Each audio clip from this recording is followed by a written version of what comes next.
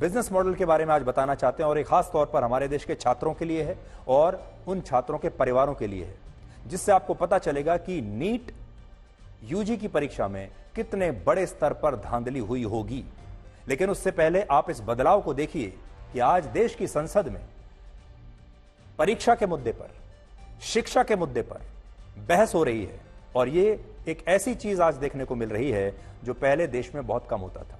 तो देखिए, यह मुद्दा चाहे विपक्ष ने उठाया हो या सत्ता पक्ष ने उठाया हो, लेकिन आज जिस चीज की संतुष्टि हमें है वो ये है कि कम से कम संसद में अब सही मुद्दों पर बहस होनी शुरू हुई है। कम से कम संसद में आज इस देश के छात्रों पर बहस हो रही है, संसद में शिक्षा पर बहस हो रही है, परीक्षा की प्रक्रिया पर बहस हो रही है। वो संसद जहां सिर्फ राजनीति होती थी, हालांकि राजनीति तो इस पर भी हो रही है, लेकिन यह भी एक अच्छी बात है तो कि कम से कम शिक्षा को आप राजनीति के अंदर तो लेकर आए। कम से कम राजनीति अगर हो रही है तो शिक्षा पर हो रही है और आने वाले समय में हम उम्मीद करते हैं कि हमारे देश के छात्रों को और युवाओं को इस बहस का फायदा मिलेगा। आज संसद का बजट सत्र शुरू होते ही लोकसभा में नेता प्रतिपक्ष राहुल गांधी ने परीक्षाओं के पूरे सिस्टम को ही फ्रॉड बता दिया। हमारे देश में जितनी भी परीक्षाएं होती हैं, कहा यह सब फ्रॉड है, यह प्रक्रिया, और कहा कि कोई भी परीक्षा आज भारत में सुरक्षित नहीं है। There is a very serious problem in our examination system. This is not just a question of NEET, it is in all the major examinations. Now, the minister has blamed everybody except himself. That there are millions of students in this country who are extremely concerned at what is going on and who are convinced that the Indian examination system is a fraud. That is what is at stake here. Millions of people believe that if you are rich and if you have money, you can buy the Indian examination system.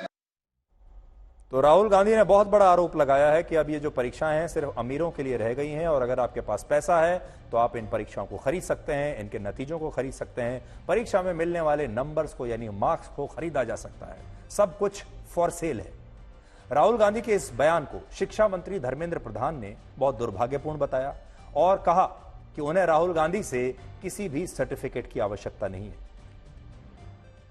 मैं किसी की, मेरे बौद्धिक और मेरे संस्कार की certificate मेरे को सारी सदन में किसी से नहीं चाहिए। देश की प्रजातंत्र में चुन के मेरे नेता प्रधानमंत्री मोदी जी को प्रधानमंत्री की भूमिका दिया है। मैं उनकी निर्णय से यहाँ उत्तर दे रहा हूँ सदन को। बाकी ये कहना चिल्लाने से सच झूठ नहीं हो जाएगा साहब। ये जो कहा गया देश की अभी की एग्जामिनेशन सिस्टम रबिश है सर, इससे दुर्भाग्यजनक बयान देश की नेता प्रतिपक्ष का कुछ नहीं हो सकता है। देखिए, सरकार चाहे कुछ भी कह दे, लेकिन जो देश के लोग हैं, जो छात्र हैं, उनके परिवार हैं, उन्हें अब शक हो चुका है। उनके दिमाग में ये बात बैठ चुकी है कि कुछ ना कुछ धांधली या गड़बड़ी हो रही है और उनके बच्चे की परिश्रम के साथ कहीं ना कहीं कुछ खिलवाड़ हो रहा है। इसलिए अब आप ये देखिए कि नीट यूजी की परीक्षा में धांधली कैसे हुई थी और कैसे कोटा, सीकर और बहादुरगढ़ के परीक्षा केंद्रों पर आंसर शीट्स को सॉल्वर गैंग्स द्वारा भरवाया गया था, यानी आंसर शीट उन्होंने लिखी। यह जानकारी छात्रों की तरफ से पेश हुए एक वकील ने आज सुप्रीम कोर्ट में दी और कहा कि जिस छात्र को ग्रेस मार्क्स के कारण 720 में से 719 अंक मिले, उस छात्र की रैंक जांच के बाद 68 से 58,000 पर पहुंच गई। 68वीं रैंक से 58,000, जबकि जिस छात्र के 718 अंक आए थे उसकी रैंक जांच के बाद 69 से 39,000 पहुंच गई। और यह सिस्टम का बहुत बड़ा फेल्योर है। सबसे बड़ी बात यह कि देश में जिन परीक्षा केंद्रों का रिजल्ट औसत रिजल्ट से ज्यादा है, वो परीक्षा केंद्र संयोग से सिर्फ 3 स्थानों पर हैं, यानी 3 स्थान ऐसे हैं जहां से छात्रों को सबसे ज्यादा नंबर मिल रहे हैं। इन 3 स्थानों में ही ऐसा क्या है कि वहां के छात्र सबसे ज्यादा नंबर ले रहे हैं? क्या वहां के छात्र किसी और चक्की का आटा खाते हैं? क्या वहां के छात्र जो हैं वो पूरे देश के छात्रों से ज्यादा इंटेलिजेंट हैं, ज्यादा परिश्रमी हैं? वो 3 कौन से हैं? देखिए, कोटा, सीकर और बहादुरगढ़, ये 3 स्थान हैं जहां से सबसे ज्यादा बच्चे पास हो रहे हैं। सुप्रीम कोर्ट में इस वकील के मुताबिक हमारे देश में परीक्षा केंद्र चुनने के लिए रेजिडेंस को वेरीफाई करने का कोई सिस्टम नहीं है।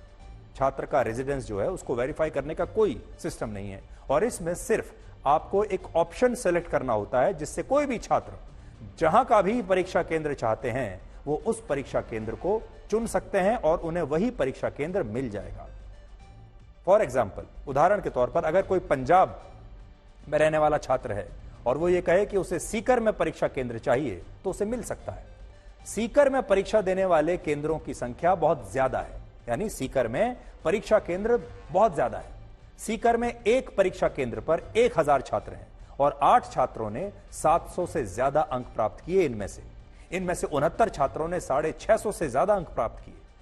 241 छात्रों ने 550 से ज्यादा अंक लिए।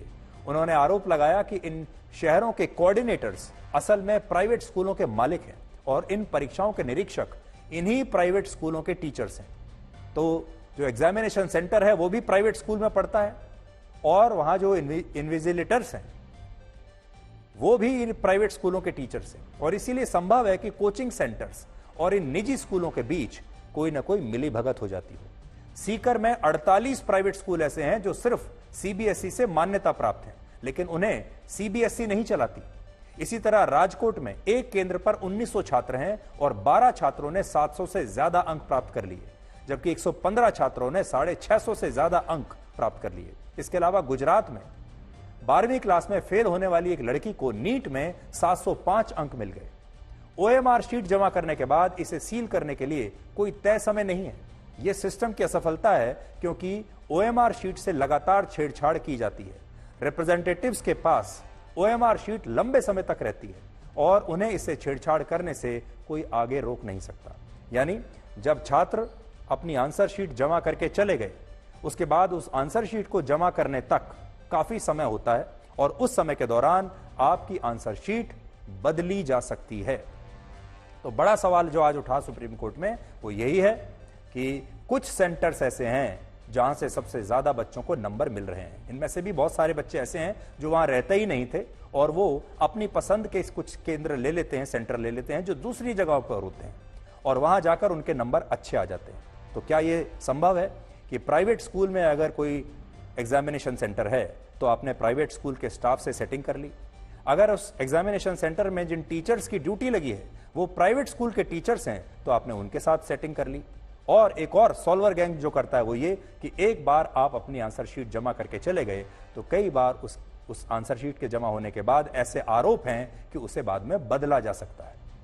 अब ये सारे जांच के विषय हैं और हम चाहेंगे कि सरकार को इसकी एक गहन जांच अच्छी तरीके से करनी चाहिए।